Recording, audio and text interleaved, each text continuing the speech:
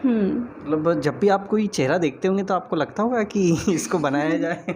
नहीं, ऐसा तो थोड़ा कम होता है, पर कुछ कुछ चेहरे ऐसे होते हैं जो देखने में ही थोड़े एकदम अच्छे लग जाते हैं कि हाँ यार, इसको तो बनाना चाहिए। हाँ।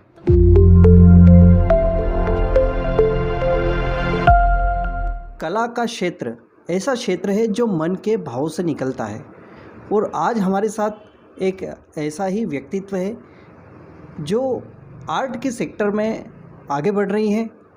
Fine art, art and craft और अनेक तरह की विधाएं इनके पास है।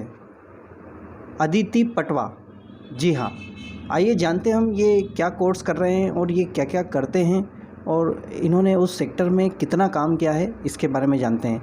अदिति, सबसे पहले आपको नमस्कार है। नमस्कार जी, सबसे पहले बताइए कि आपका एजुकेशन अभी क्या चल रहा है, आप क्या कर रहे हैं अभी, वो बताइए। अभी मैं फ़ाइन आर्ट्स कर रही हूँ जयपुर से, एमिटी यूनिवर्सिटी से। अभी मैं सेकेंड ईयर में हूँ और उसमें मैं अप्लाइड आर्ट्स कर रही हूँ फ़ाइन आर्ट्स में। ओके, तो फाइन आर्ट्स में ये अप्लाइड और अलग अलग सेक्शंस होते हैं, ये क्या है, थोड़ा सा वो बताइए। फ़ाइन आर्ट्स में और भी सेक्शन होते हैं, जैसे अप्लाइड आर्ट्स होता है, ड्राइंग एंड पेंटिंग होता है, स्कल्पचर होता है। ऐसे तो इसमें जो आप चूज़ करना चाहें वो कर सकते हैं। तो वो मैंने अप्लाइड आर्ट इसीलिए चूज़ किया क्योंकि अभी इसमें स्कोप सबसे ज़्यादा है। ओके, तो ये जो आपका सफ़र है पूरा आर्ट का, ये कैसे स्टार्ट हुआ था, वो कहानी बताइए हमको। इसमें इंटरेस्ट तो मुझे बचपन से ही था। बचपन से मैं ऐसे ड्राइंग बनाती थी, तो ऐसे मम्मी पापा करते हैं ना, थोड़ी अच्छी ठीक ठाक भी बनती है तो भी तारीफ़ कर देते हैं कि हाँ बहुत अच्छी बनी है। तो वैसे स्टार्ट हुआ था। फिर मैंने क्लासेस ज्वाइन करी थी। फिर मुझे 8th से थोड़ा सीरियस करने लग गई थी मैं कि इसी को ही मुझे प्रोफेशनल आगे ले जाना है। अच्छा, तो ऐसे स्टार्ट किया था। तो आपकी बेसिक एजुकेशन कहाँ हुई जावरा में? सैंट पीटर्स से मैंने 12th तक किया है। तो 12th में क्या सब्जेक्ट था आपका? कॉमर्स। अच्छा। तो कॉमर्स से फिर आपने कैसे सिलेक्ट किया, क्योंकि 12th के समय एक ऐसा मोड़ आता है कि हम क्या सब्जेक्ट लेंगे, तब वहाँ पे आपने कैसे अपने आप को इस तरफ आप ले गए? तब मैं इतना श्योर नहीं थी कि क्या करना है, मतलब ऐसे मैंने 4-5 फील्ड रख रखी थी। तो मेरे नाना जी हैं, उन्होंने मुझे सजेस्ट किया था कि इतना इंटरेस्ट है अगर, तो इसी को ही अगर आगे ले जाएं तो ज़्यादा अच्छा है, क्योंकि जब पैशन ही प्रोफेशन बन जाता है तो आगे आपको अच्छा ही मिलता है कुछ भी जो भी। तो क्या लगता है आपको कि ड्राइंग आजकल बहुत सारे बच्चे अच्छी ड्राइंग कर लेते हैं, तो आज पहले के समय में ड्राइंग और आज के समय में ड्राइंग, इसमें क्या डिफरेंस आया है और क्या क्या अपॉर्चुनिटीज़ हैं इसमें, वो बताइए थोड़ा। डिफरेंस भी बहुत आया है और अब अपॉर्चुनिटीज़ भी जो हैं वो बहुत ज़्यादा बढ़ गई है। पहले के टाइम में अगर देखें तो इसको एज अ करियर आप चूज़ कर सकते ही नहीं थे, मतलब एक ऑप्शन अब बहुत डिफ़िकल्ट था ये किसी के लिए भी चूज़ करने के लिए। पर अब ऐसा है कि अब बहुत सारी अपॉर्चुनिटीज़ खुल गई है आर्ट्स के अंदर भी। जैसे अभी अगर आप पेंटिंग कर रहे हो तो वो म्यूज़ियम में ऐसे डिस्प्ले होती है। फिर उसमें जो पुरानी पेंटिंग्स है उनको भी प्रिजर्व करने के लिए भी लोग रहते हैं, तो उसके लिए भी आर्ट से निकल के आते हैं। तो ऐसे हर जो भी आपका इंटरेस्ट है उसके हिसाब से बहुत सारी फील्ड्स हो गई है। तो ये एक बहुत अच्छी अपॉर्चुनिटी है कि मतलब अब आर्ट को आप ऐसे नहीं समझ सकते हो कि पहले जैसा एक माइंडसेट था ना कि इधर साइंस है, इधर कॉमर्स है, फिर आर्ट्स है। अब ऐसा नहीं रहा। लेवल काफ़ी बढ़ गया। हाँ, लेवल काफ़ी बढ़ गया है अब। तो आपने शुरुआत किस तरह के पेंटिंग से की थी, मतलब आप क्या बनाते थे, फिर क्या उसमें कौन कैसे तारीफ़ होती थी कि आपने सबसे पहले कौन सा चित्र बनाया था या क्या किया था? सबसे पहले तो ऐसे ही गूगल पे से ही देख के जो नॉर्मल डॉल वगैरह कुछ भी आती है वही बनाती थी। तो वो फिर थोड़ी ठीक ठाक बनने लग गई, तो मम्मी ने भी फिर क्लासेस भेजी। तो क्लासेस में पहले मैंने बेसिक से स्टार्ट किया था, वही छोटी मोटी जो शेडिंग वगैरह सिखाते हैं वो। उसके बाद फिर मैंने पोर्ट्रेट सीखा था। ओके, क्या पोर्ट्रेट में क्या होता है? पोर्ट्रेट मतलब फेस ड्राइंग होता है। अच्छा। वो रियलिस्टिक, ऐसा कि मतलब आपने फ़ोटो जैसा फ़ोटो होता है वैसा ही एग्जैक्ट ड्रॉ करना। अच्छा, तो यानी कोई अगर आपके सामने कोई फ़ोटो हो या कोई लाइव भी होगा तो आप बना सकते हैं? हाँ। अच्छा, तो अब तक आपने कितनी ड्राइंग्स बनाई है, अगर क्वांटिटी में उसको देखें तो? क्वांटिटी में ऐसे देखें तो काफ़ी बनाई हैं। पोर्ट्रेट अगर इंडिविजुअली बात करें तो वही मैंने 40-50 तो बनाए हैं। अच्छा, तो इसको करने के लिए क्या गुण होना चाहिए, मतलब क्या एबिलिटी है जो एक व्यक्ति के अंदर होना चाहिए जो उसे आर्टिस्ट बनाती है? ऐसी कोई एबिलिटी तो नहीं, पर इंटरेस्ट होना चाहिए, बस एक इंटरेस्ट ही है जो आपको आर्टिस्ट बना सकता है, क्योंकि अगर आपको इंटरेस्ट नहीं होगा तो आप प्रैक्टिस भी कम ही करोगे, और इसमें मेन जो रहता है वो तो प्रैक्टिस ही रहता है। प्रैक्टिस के साथ इंसान कहीं भी जा सकता है इसमें। तो आप कितने घंटे करते हैं प्रैक्टिस, या अभी तक आपने कितना समय दिया इस ड्राइंग को? पहले तो मैं थोड़ा कम करती थी 12th तक, क्योंकि तब स्कूल भी रहता था, पर अब तो मैंने इसी को ही कॉलेज में भी यही रहता है, तो मोस्टली पूरा दिन ही रहता है। अच्छा, मतलब जब भी आप कोई चेहरा देखते होंगे तो आपको लगता होगा कि इसको बनाया जाए? नहीं, ऐसा तो थोड़ा कम होता है, पर कुछ कुछ चेहरे ऐसे होते हैं जो देखने में ही थोड़े एकदम अच्छे लग जाते हैं कि हाँ यार इसको तो बनाना चाहिए, तो वो तो बना के ही रहते हैं, फिर ऐसा रहता है। तो फेस को कागज़ पे या उस पे कैनवास पे लाना, तो इसके लिए तो काफ़ी एकाग्रता चाहिए होती होगी, तो आप कुछ मेडिटेशन वगैरह भी करते हैं क्या? नहीं, मेडिटेशन मैंने करती तो हूँ, बस 15 मिनट करती हूँ सुबह। बाकी इतना मेरा मेडिटेशन में मन नहीं लगता।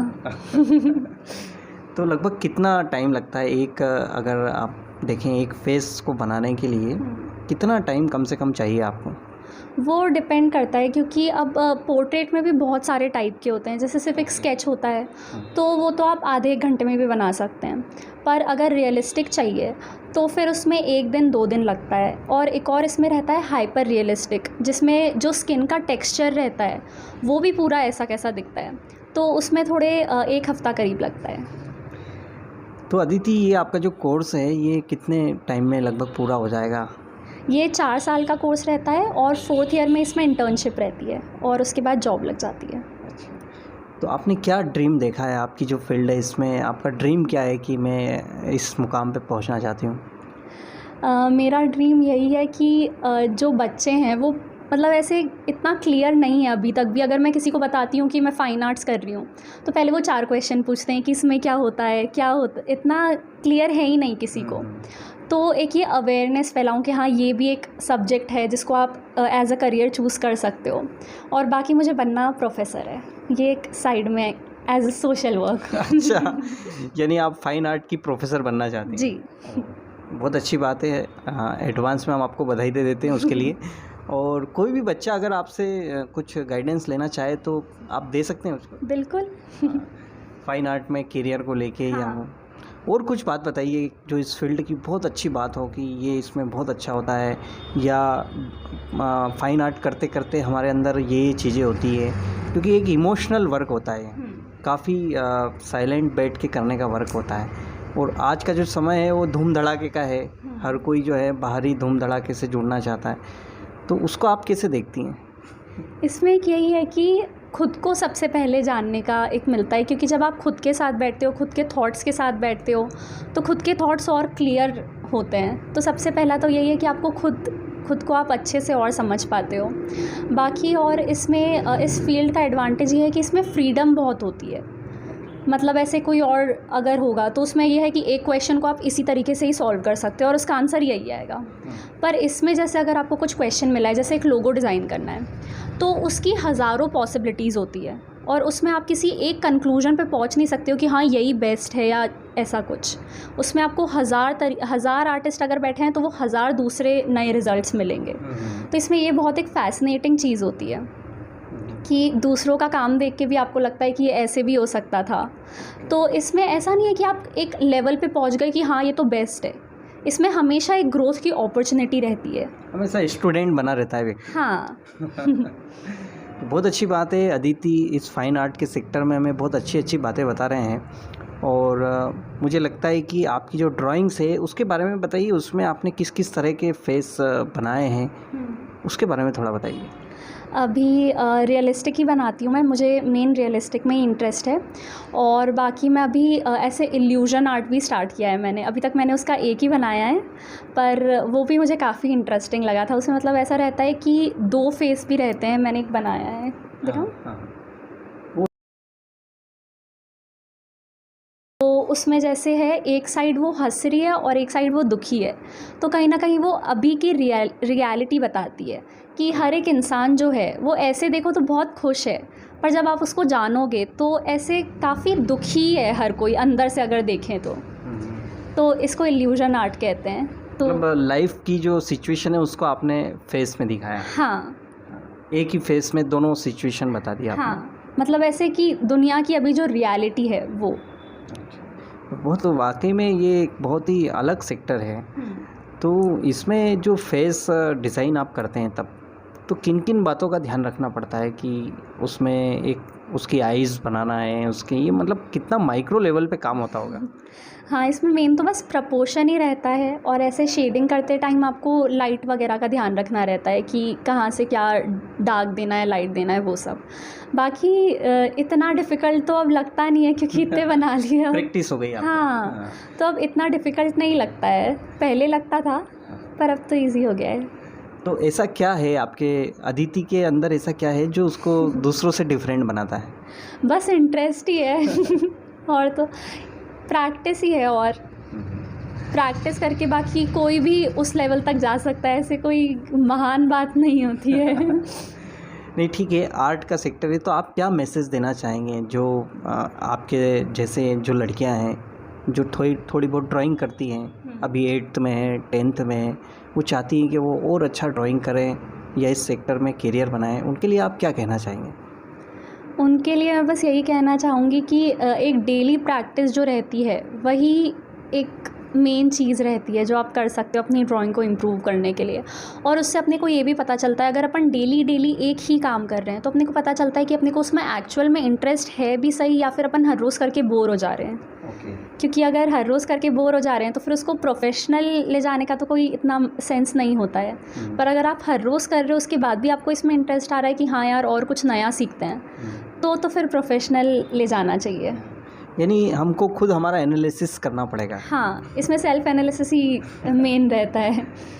तो बहुत अच्छी बात है, अदिति ने काफ़ी अच्छे हमें आज फाइन आर्ट के सेक्टर की बातें बताई है।